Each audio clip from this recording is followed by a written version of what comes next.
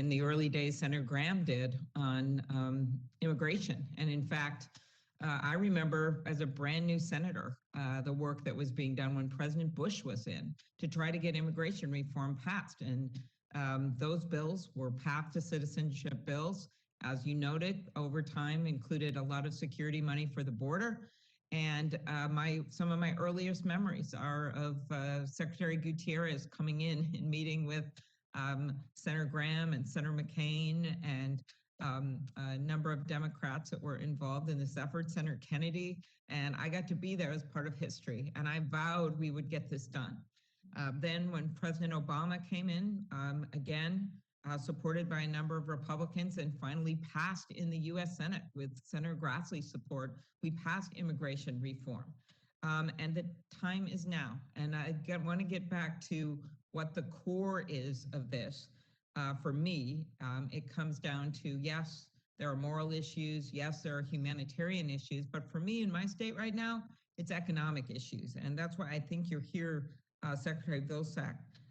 My state has a strong economy, relatively low unemployment rate. We don't have enough people for the work that needs to be done. It's really that simple, not in our resorts and most significantly, not in our ag areas. And for certain agricultural employers like dairies, which has been pointed out, pork producers, forestry, seasonal visas just don't meet the needs. And that's why I am a fan of this year-round proposal. It's part of the immigration reform, the U.S. Citizenship Act that I am a co-sponsor of with Senator Menendez, but it's also the work that came out of the House. Can you talk, Mr. Secretary, about the challenges faced by dairies and pork producers when they're trying to meet their year-round workforce needs, when they just have one of these seasonal visas? I've heard a lot. I'd like to hear it from you, from the ground. Senator, they simply can't find the workers, and the result is that they either have to reduce the amount that they're producing, or they have to destroy that which they've grown because they simply don't have enough people to pick and harvest. This is an issue that goes to the heart of our food supply, goes to the heart of our capacity to have choice in the grocery store. It goes to the ability to have affordable food for all of our country and our ability to export, which supports millions and millions of jobs. At the end of the day, you need workforce to be able to do that, and you need a stable and secure system so you can plan ahead, so you can determine whether or not you are able to expand, able to buy that additional farm, able to expand by buying and expanding your herd. Farmers can't do that today. They can't make those decisions because they don't have the security and the stability of a system that works. Do you think that's part of the reason this has been bipartisan? You know, we have Democrats and Republicans representing agricultural areas. I know in the House, the bill that passed was bipartisan, got some significant Republican support.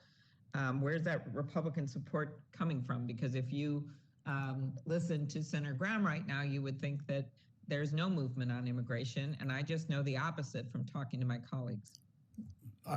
The folks who worked on this compromise, Senator, on the producer side and on the processor side and on the labor side, represent, I think, the entire political spectrum in this country. Very, very conservative producers in the Southwest and in California. Obviously, progressive folks representing the union and the workers. They came together with this as a compromise bill in an effort to move this forward to strengthen the foundation.